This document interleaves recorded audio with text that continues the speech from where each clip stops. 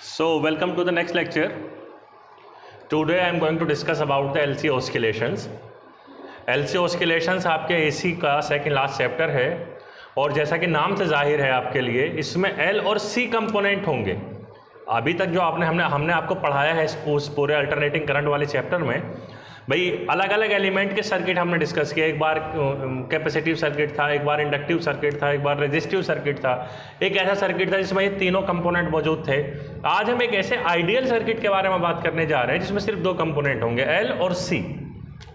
तो एक कैपेसिटर मान लीजिए ये लगा हुआ है यहाँ पर और इसी के साथ में एक इंडक्टर लगा हुआ है और इसको आप C कह रहे हैं और इसको आप L कह रहे हैं। इनिशियली कैपेसिटर आपका फुल्ली चार्ज्ड है, कोई बैटरी यहाँ पर लगी हुई नहीं है, इस बात का आप ध्यान रखिएगा। सिर्फ एक फुल्ली चार्ज्ड कैपेसिटर यहाँ पर लगा हुआ है। अब होगा क्या, इस कैपेसिटर में जो चार्ज है उसकी वजह से इस सर्किट में करंट फ्लो होगा, यानी कि इस तरह से यहाँ पर एक करंट फ्लो होने लगेगा। अब चूंकि शुरू में कैपेसिटर आपका फुल्ली चार्ज है तो बाद में ये कैपेसिटर धीरे धीरे डिस्चार्ज होता रहेगा। तो मतलब ये है कि जो करंट है आपका ये भी कांस्टेंट नहीं रहना। ये कांस्टेंट तब रहता अगर बाहर से कोई बैटरी लगी होती, लेकिन बैटरी तो है नहीं, तो यहाँ पर सिर्फ एक कैपेसिटर है और कैपेसिटर का जो भी चार्ज होगा वो मान लीजिए इसमें शुरू में जो चार्ज है वो Q0 है, मैक्सिमम चार्ज। उसके बाद जो है धीरे धीरे कम होने लगा तो करंट भी तो धीरे धीरे कम होगा ना। That means your current is variable, this current is not constant, basically it is the function of time. Time के साथ ये वेरी करेगा और जहां पर वेरिएबल करंट होता है वो किसी भी सोलेनॉइड में which is basically A coil, inductor is basically A coil, तो इसके अराउंड एक वेरिएबल मैग्नेटिक फील्ड प्रोड्यूस करेगा। चूंकि करंट वेरिएबल है तो यहाँ पर जो मैग्नेटिक फील्ड क्रिएट होगा तो वो भी आपका वेरिएबल होगा। ओके, और वेरिएबल मैग्नेटिक फील्ड जो होता है वो इंडक्शन का फिनोमेना शो करता है अकॉर्डिंग टू फैराडे। तो यहां पर इस करंट की वजह से एक मैग्नेटिक फील्ड प्रोड्यूस हो जाएगा, ये चूंकि पास में होते हैं ये सर्किट, और वो मैग्नेटिक फील्ड वापस इस कैपेसिटर को चार्ज करना शुरू कर देगा। तो पहले कैपेसिटर से करंट फ्लो होगा इंडक्टर की तरफ, सारे का सारा करंट जब फ्लो हो जाएगा तो फिर करंट का फ्लो बंद हो जाएगा, लेकिन एट द सेम मोमेंट आपका जो इंडक्टर है इसके अंदर जो वेरिएबल मैग्नेटिक फील्ड प्रोड्यूस हुआ है ड्यू टू दिस करंट वो वापस इस कैपेसिटर को बिकॉज ऑफ इंडक्शन चार्ज करना शुरू कर देगा और फिर जब ये चार्ज हो जाएगा तो फिर यहाँ से करंट फ्लो होना शुरू हो जाएगा। तो बेसिकली आपका जो चार्ज से मैग्नेट और मैग्नेट से चार्ज, यानी कि इलेक्ट्रिक से मैग्नेटिक और मैग्नेटिक से इलेक्ट्रिक आपकी एनर्जी जो है वो ट्रांसफर होती रहेगी। ये बेसिकली ऑस्किलेट कर रही है in between these two components. That's why we are calling it LC oscillations. What is the oscillating quantity here? That quantity is basically the energy. शुरू में आपके पास इलेक्ट्रिकल एनर्जी थी, उसकी वजह से करंट हुआ जिसकी वजह से यहाँ मैग्नेटिक एनर्जी गई। अब चूंकि आपने आइडियल सिनेरियो कंसीडर किया है तो वो मैग्नेटिक एनर्जी 100% आप यहाँ पर चार्ज को ट्रांसफर कर देगी। हालांकि ऐसा होता नहीं है, लेकिन हम आइडियल केस डिस्कस कर रहे हैं तो that's for the sake of the argument we consider that. चलिए साहब, अब इससे होगा क्या आपका, आप जो है आपकी एनर्जी कितनी होगी, टोटल एनर्जी कितनी होगी, करंट कितना होगा, चार्ज कितना होगा, तो ये सारी चीज़ें मैं यहाँ पर डिस्कस करूँगा। उससे पहले मैं यहाँ पर एक इक्वेशन लिख देता हूँ भाई। यहाँ पर वोल्टेज कितना हो जाएगा, across C it will be equal to Q/C and across L it will be minus L di/dt। चलिए साहब, आप किरचॉफ रूल लगाइए। therefore we will get Q/C minus L di/dt. hence we can say that Q/C is equal to 0, or we can say that L di/dt minus Q/C will be equal to 0. Okay, आपने इसको interchange करके लिख दिया है सिर्फ। Current will be equal to minus dQ/dt। Minus का मतलब क्यों, हम माइनस क्यों लगा रहे हैं, माइनस हम इसलिए लगा रहे हैं यहाँ पर क्योंकि जैसे जैसे टाइम पास होगा वैसे वैसे चार्ज इस कैपेसिटर का डिस्चार्ज होते होते कम होता चला जाएगा, तो करंट आपका टाइम के साथ डिक्रीज करेगा। That's why we are taking the negative sign. तो अगर ये वैल्यू आप यहाँ पर रख दें, यू विल गेट, अच्छा जब I की value minus D Q by d T है तो इसका मतलब ये है कि I का जो डेरिवेशन होगा it will be equal to, भाई इसको डिफरेंशिएट किया तो इसको एक बार और डिफरेंशिएट करना पड़ेगा, तो it will be equal to minus d square Q upon d t square. ये वैल्यू आप यहाँ पर रख लीजिए तो ये पूरा माइनस हो जाएगा, minus L d square Q upon d t square minus Q by C is equal to zero. Obviously negative sign से मल्टीप्लाई करके दोनों साइड में आप नेगेटिव को ख़त्म कर सकते हैं, तो और you can write it as d square q by d t square plus 1 upon, ये आप एल यहाँ लिख दीजिए, 1 upon C into Q equal to zero. Okay, so और you can write it as, L से आप डिवाइड कर दीजिए दोनों साइड में, एल से जब आप यहाँ डिवाइड करेंगे तो एल से एल कैंसिल हो जाएगा, you will get d square Q upon d t square plus 1 upon L C Q, it will be equal to zero. 1 upon L C is basically the frequency. अगर याद हो आपको याद होगा omega हमने बताया था 1 upon root L C resonance वाले केस में, तो ओमेगा स्क्वायर कितना हो जाएगा, ये हो जाएगा 1 upon root L C. So it is basically omega square and it is the frequency by which your energy is oscillating between capacitor and inductor, और you can write it as, therefore you can write it as d square Q upon d t square plus omega square q is equal to 0. It is the second order homogeneous differential equation.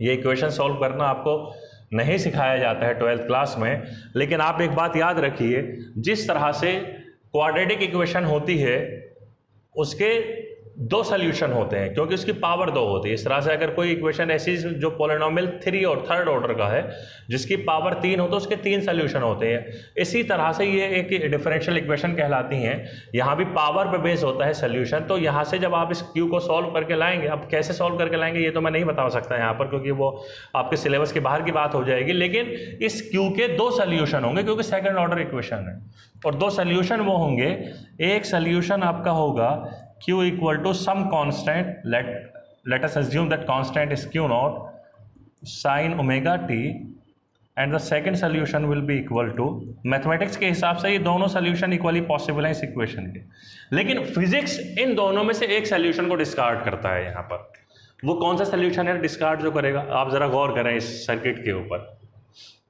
आपको जवाब यहां से मिलेगा। Mathematically ये दोनों solution possible हैं, आप Q की ये दोनों वैल्यू यहां रख के इनको वेरीफाई करके देख सकते हैं, आपको राइट हैंड साइड मिल जाएगा। लेकिन फिजिकली दोनों में से एक सोल्यूशन पॉसिबल है, एक सोल्यूशन आपका पॉसिबल नहीं है। तो कौन सा पॉसिबल है आपका, बेसिकली ये सोल्यूशन पॉसिबल है, यहाँ ये पॉसिबल नहीं।